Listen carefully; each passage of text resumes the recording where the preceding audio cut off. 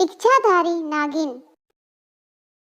जामपुर गांव में एक शंकर भगवान का मंदिर था जो कई सालों पुराना था। जब कभी भी गांव पर कोई परेशानी आती, उस मंदिर से एक रोशनी चारों तरफ फैल जाती और रोशनी इतनी तेज होती कि कोई भी उस रोशनी के सामने खड़ा नहीं हो पाता। एक दिन वहां एक मुसाफिर आया। उसका नाम था मोहन। ये जाना है, लेकिन रात बहुत हो गई है, तो क्या मैं यहाँ एक रात रुक सकता हूँ? आप जाकर एक बार सरपंच से बात कर लीजिए साहब। आपको यहाँ रुकने की आज्ञा वही देंगे। अच्छा, ठीक है। सरपंच के पास चला जाता है और सरपंच के पास जाकर कहता है, सरपंच साहब, मुझे कल सुबह तक के लिए यहाँ रुकना है। मुझे टिकमपुर जाना है, लेकिन रात बहुत हो गई है, तो मैं इस समय नहीं जा सकता। कोई बात नहीं, आप हमारे गांव में रुक सकते हैं। आपका बहुत बहुत धन्यवाद। सरपंच मोहन को अपने घर में रोक लेता है और मोहन का बहुत आदर सम्मान करता है। लेकिन रात को मोहन सोता नहीं, मंदिर की तरफ जाता है और सरपंच उसे मंदिर की तरफ जाते हुए देख लेता है। सरपंच भी मोहन के पीछे पीछे जाता है। क्या बात है मोहन, आप इतनी रात को मंदिर के पास क्यों घूम रहे हैं? मुझे यहाँ से कुछ आवाज और रोशनी दिखाई दी थी, इसलिए मैं यहाँ आया। ये हमारे गांव का सबसे पुराना मंदिर है। जब भी गांव में कोई मुसीबत आती है तो यह मंदिर हमारी रक्षा करता है। यहाँ कोई नागिन है क्या? आपको कैसे पता? मुझे ऐसा लगा जैसे यहाँ कोई नागिन है। कौन हो तुम? मैं मोहन हूँ। तुम कोई और हो, तभी तुमको यह पता चला कि यहाँ कोई नागिन है। सरपंच की आवाज सुनकर और भी लोग आ गए। क्या हुआ सरपंच जी? इसे हमने मेहमान समझकर अपने गांव और घर पर रखा, लेकिन यह कोई साधारण इंसान नहीं है। इसे पता है यहाँ नागिन है। मैं एक सफेरा हूँ और मैं इस नागिन की तलाश में यहाँ आया हूँ। मुझे किसी भी तरह यह इच्छाधारी नागिन चाहिए। इस इच्छाधारी नागिन को तुम यहाँ से नहीं ले जा सकते।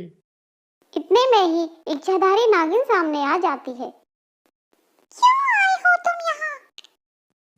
मैं तुमको लेने के लिए आया हूँ, चलो मेरे साथ। मैं तुम्हारे साथ नहीं जाऊंगी और सालों से मैं यहाँ रह रही हूँ और मैं यहाँ से कहीं नहीं जा सकती। इतना कहते ही तेज हवा चलने लगी, लोगों के घर टूटने लगे। अगर तुम मेरे साथ नहीं चलोगी तो मैं यहाँ पूरा गांव बर्बाद कर दूंगा। मत करो तुम ऐसा। मैं ऐसा करना नहीं चाहता था, लेकिन तुम मेरी बात नहीं सुन रही हो। मैं यहाँ से नहीं जा सकती। अगर मैं यहाँ से चली गई तो मेरी मृत्यु हो जाएगी। अगर तुम यहाँ पर रही तो तुम्हारा बचपन का गांव नष्ट हो जाएगा। उस पर संकट है। क्या संकट? वहाँ एक अढोरी ने अपना डेरा जमा लिया है और वह लोगों को परेशान करता है। अगर तुम नहीं आई तो वह सबको मार डालेगा। सिर्फ तुम ही उससे लड़ सकती हो। वह शक्ति मेरे पास भी नहीं है जो तुम्हारे पास है। इच्छाधारी नागिन, तुम यहीं से कुछ करो कि उस अधोरी को सबक मिले।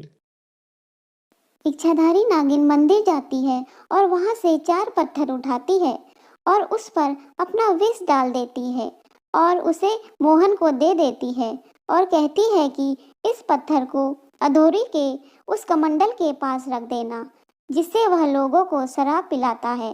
अगर अधोरी के इरादे गलत होते हैं तो उसकी सारी शक्तियां चली जाएंगी और मोहन वह पत्थर लेके चला जाता है और जैसे ही इच्छाधारी नागिन ने बोला था वैसा ही करता है।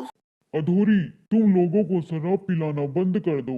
इससे गांव के लोगों की मौत हो रही है। तुम कौन होते हो मेरे बारे में बोलने वाले? मैं ऐसा ही करता रहूंगा। ऐसा बोलते ही अधोरी ये मुझे क्या हो रहा है? कोई मुझे बचाओ। मेरी शक्तियां खत्म हो रही है। मैं कुछ नहीं कर पा रहा हूँ। और अधूरी को लकवा लग जाता है और उसका सारा शरीर नीला पड़ जाता है। वह जमीन पर गिर जाता है। बचाओ बचाओ। अधूरी, अब तुम एक साधारण इंसान हो और तुम अब कुछ नहीं कर सकते। तुम्हारी एक गलती से तुम्हारी सारी शक्तियां खत्म हो गई। इतने में ही नागिन की साया सबको दिखाई देती है। ये तुम्हारे कर्मों का फल है। मोहन ने तुमको पहले ही समझा दिया था।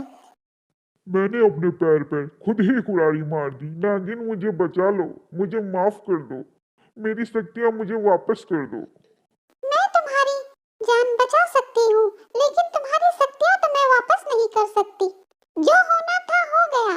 अब तुम फिर से तपस्या करो और फिर से तुम्हारी शक्तियाँ वापस आ जाएगी।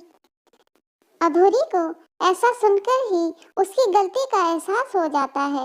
वह सबसे माफी मांगता है और इच्छाधारी नागिन से भी माफी मांगता है। ऐसी इच्छाधारी नागिन जो दोनों गांव की रक्षा करती है। तो दोस्तों, कभी किसी का बुरा नहीं करना चाहिए। अगर आप किसी का बुरा करते हैं तो आपका भी बुरा होता है, जैसे अधूरी का हुआ।